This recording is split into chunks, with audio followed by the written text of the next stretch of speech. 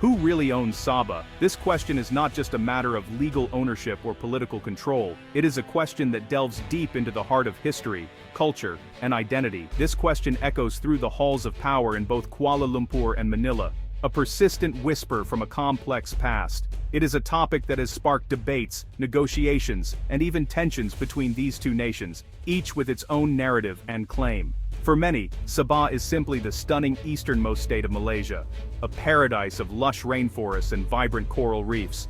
It is a land of breathtaking natural beauty, where the sun rises over Mount Kinabalu and the waters teem with life.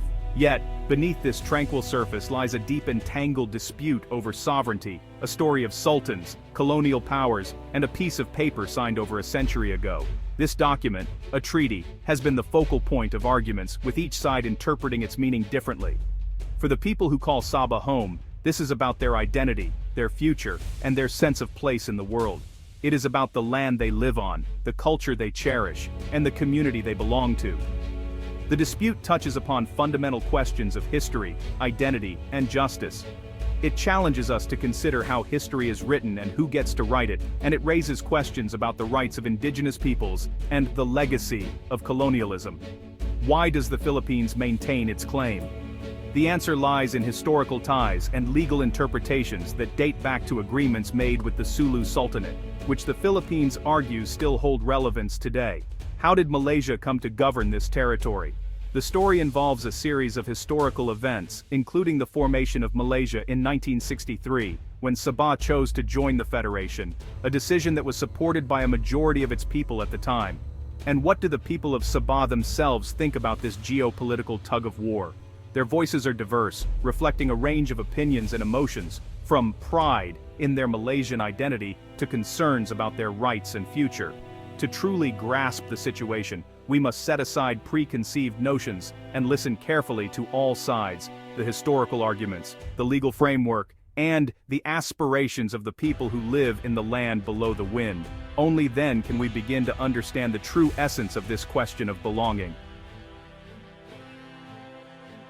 Long before European ships charted these waters, the lands and seas of Borneo were already alive with stories, traditions, and power struggles. The region's history stretches back centuries, shaped by the ebb and flow of local kingdoms and the vibrant cultures of its people. Borneo was a patchwork of indigenous communities and powerful kingdoms, each with its own customs, languages, and alliances. The people here thrived in harmony with the land, building longhouses deep in the jungle and navigating the rivers and coasts in hand-carved boats. By the 17th century, much of northern Borneo, including what we now call Sabah, fell under the influence of the Sultanate of Brunei, a formidable maritime power whose reach extended across the region. But the Brunei Sultanate was not immune to internal strife. A civil war erupted, threatening the stability of the kingdom. In desperation, Sultan Muhyiddin turned to the neighboring Sultan of Sulu for military support, promising rewards in exchange for loyalty and aid. The Sultan of Sulu responded, sending warriors to help secure Muhyiddin's throne. As a gesture of gratitude, the Sultan of Brunei is said to have ceded North Borneo to Sulu around 1658, a pivotal moment that would echo through history and become the foundation of the Philippine claim to Sabah. For more than 2 centuries, Sulu rulers considered North Borneo part of their domain. They collected tribute from local leaders, controlled trade routes, and maintained a presence along the coast, weaving North Borneo into the fabric of the Sulu Sultanate's influence. But the 19th century brought new challenges. European colonial ambitions swept across Southeast Asia, with British and Dutch interests vying for control. The old sultanates, once powerful, found themselves weakened and divided as foreign powers redrew the map. In this shifting world, a fateful agreement would soon be signed, one that would ignite a dispute over North Borneo, setting the stage for a conflict that would last for generations and shape the destiny of the region. The year 1878 marks the most critical juncture in the Sabah dispute. Facing internal strife and colonial pressure, the Sultan of Sulu signed a deed with European adventurers Overbeck and Dent, granting rights over North Borneo in exchange for annual payments. The controversy centers on a single word in the original Malay text, pajak. The Philippines argues pajak means lease, implying sovereignty was never surrendered, just rented out. Malaysia contends it means cession, a permanent transfer of territory. The annual payments, then, are either rent or compensation for cession, depending on interpretation. This linguistic ambiguity is the battleground for both nations' legal arguments. The meaning of pajak remains at the heart of the Sabah dispute. Malaysia's claim to Sabah rests on international law, colonial succession, and self-determination. After the 1878 agreement, North Borneo passed from the British Syndicate to the British Crown, becoming a colony in 1946. In the 1960s, as decolonization swept the region, the Cobbled Commission surveyed Sabahans about joining Malaysia. The result, a clear majority favored joining the new federation. Malaysia argues this act of self-determination, enshrined in the UN Charter, overrides any historical claim. Since 1963, Sabah has been administered as a Malaysian state, with its own government and representation in parliament. Annual payments to Sulu heirs, continued until 2013, are seen by Malaysia as honoring a historical obligation, not as rent. For Malaysia, the case is closed. Sabah is Malaysian because its people chose it.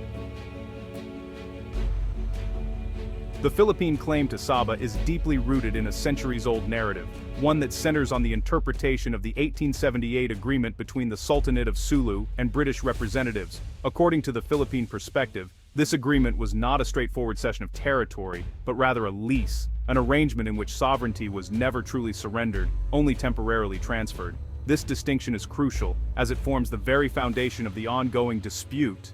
From this viewpoint, both the British colonial administration and later the Malaysian government were seen as tenants, occupying the land but never owning it outright. The idea is that the true ownership remained with the Sulu Sultanate and, by extension, its heirs. In 1962, the heirs of the Sulu Sultanate formally transferred their rights and claims over Sabah to the Philippine government.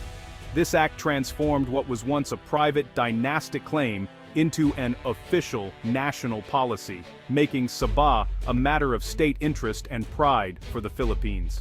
The annual payments made by Malaysia to the heirs of the Sultanate are often cited as evidence of a continuing landlord-tenant relationship. Supporters of the claim argue that these payments are not compensation for lost sovereignty, but rather rent for the continued use of the land.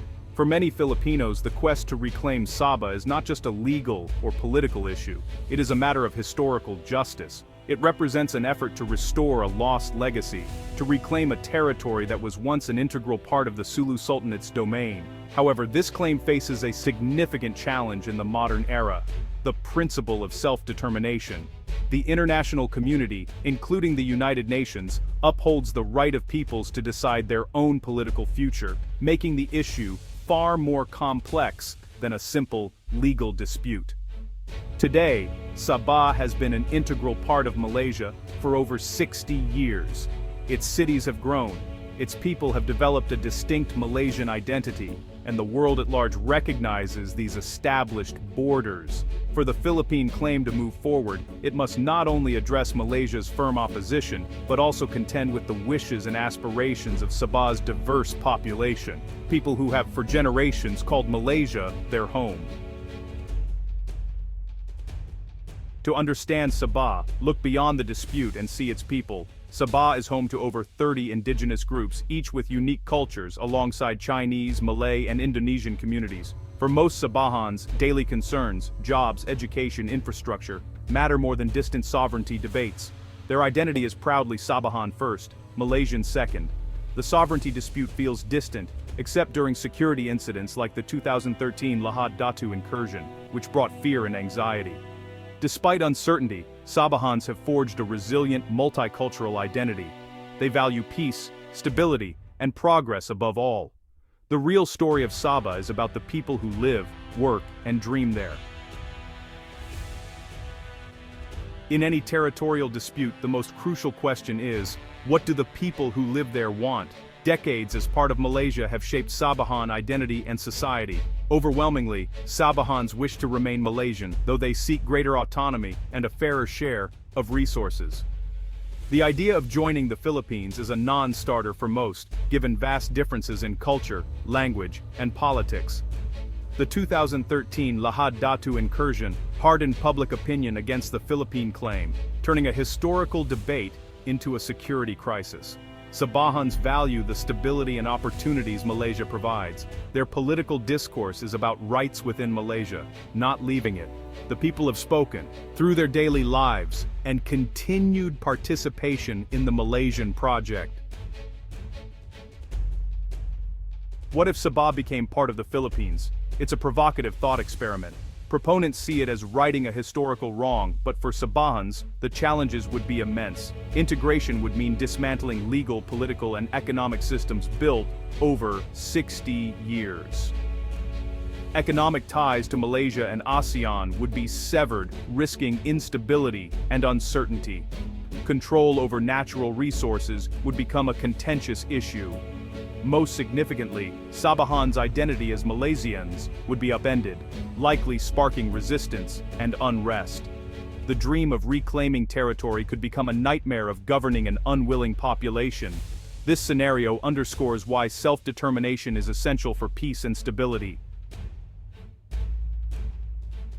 The Sabah dispute is a reminder that history casts a long shadow. Malaysia stands on self-determination and decades of administration, the Philippines on historical right and justice. The diplomatic impasse has simmered for decades, sometimes erupting into tension.